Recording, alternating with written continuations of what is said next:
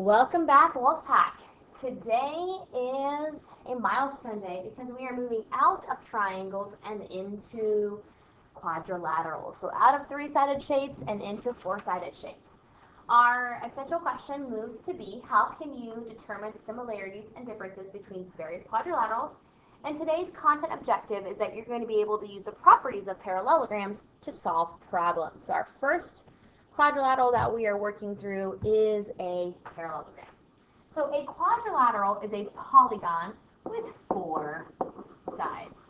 The sum of the interior angles of any quadrilateral is 360 degrees. So any shape that has four sides, all of their angles add up to 360. If you remember in a previous lesson, we learned that the sum of the measures of the interior angles in any polygon is number of sides minus 2 times 180. So quadrilateral has four sides, so 4 minus 2 times 180. Okay. So 2 times 180 equals 360. So that indeed checks out. But specifically, we're going to learn today about parallelograms. And a parallelogram is any quadrilateral that has two pairs of parallel sides. So the opposite pairs are parallel. So I'm going to do a change to my highlighter.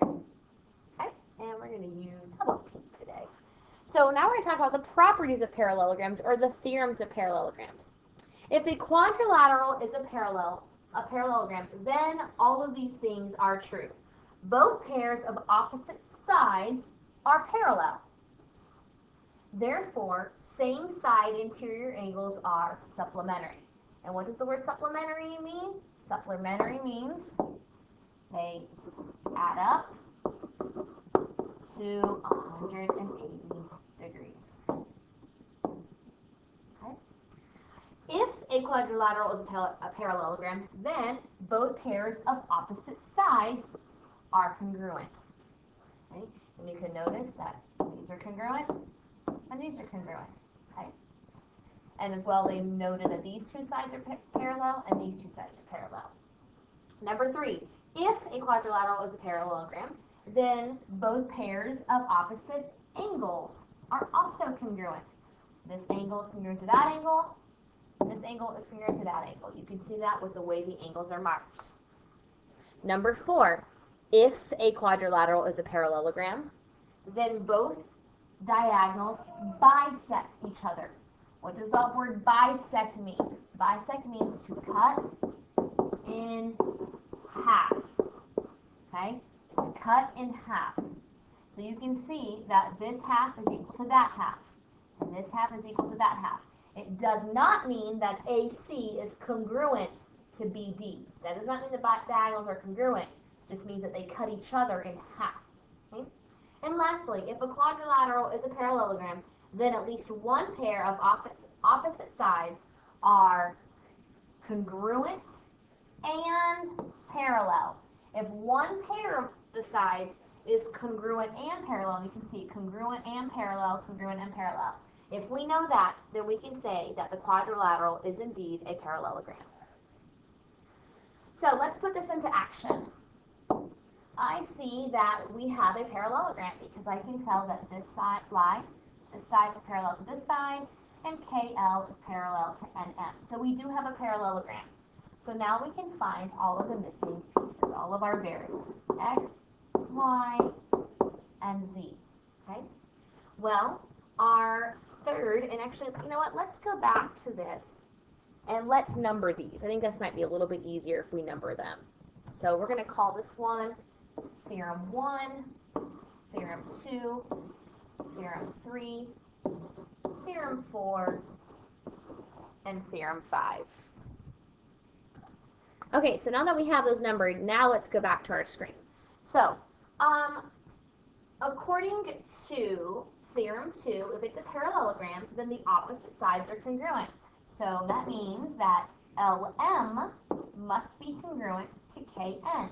So 2x minus 3 is equal to 37. I'm going to solve for x. 2x equals 40. That means x equals 20. Okay. Now let's solve for y. According to Theorem 3, it says that both pairs of opposite angles are congruent. So that means that angle L is congruent to angle N. So if angle L is 123 degrees, angle N, which is notated by the variable y, is also 123 degrees. Okay? And lastly, according to angle 1, kind of 1A, it says that same side interior angles are supplementary. So that means that angle K and angle L have to add up to 180 degrees. So 180 minus 123 equals 57. So Z is 57 degrees. Okay? Pretty simple. We're going to start, but one thing to keep in mind, we're not adding and subtracting from 180 all the time because we are dealing with a quadrilateral, and all the angles in a quadrilateral add up to 360. Okay, we'll skip number 2 and do that together in class, and let's go on to example 3. Can we prove the information that the quadrilateral is a parallelogram based on the given information? And if so, explain what theorem we would use. So I see right here that this side is congruent to this side, and this side is congruent to that side. So the opposite sides are congruent. Is that enough information? And that is. If you look back at the front of your notes, Theorem 2 says that both pairs of opposite sides are congruent. So again, we numbered these for our own benefit, so it's easiest for us to refer back to them, but it's not actually called Theorem 2. You need to say yes, because both pairs of the opposite sides are congruent. Both pairs of opposite sides are congruent.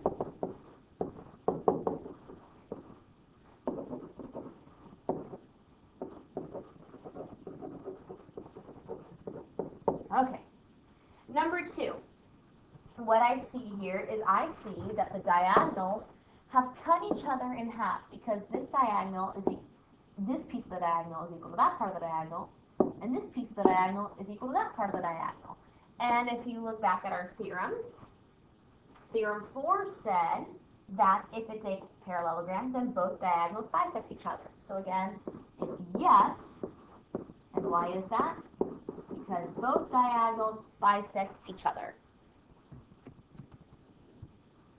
Okay, and then the third shape, we see a quadrilateral, and all we know is that this pair of angles are congruent.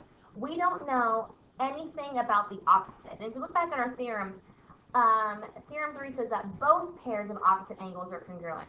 And we don't know that both pairs are congruent. Okay, so we do not have enough information to say that this is a parallelogram. So it would be no. Okay. So we're going to stop right there. If you want to try to solve example 2 on your own, or you want to try example 4 on your own, go for it, but we will finish this in class together. Have a great day. See you next time, Wolfpack.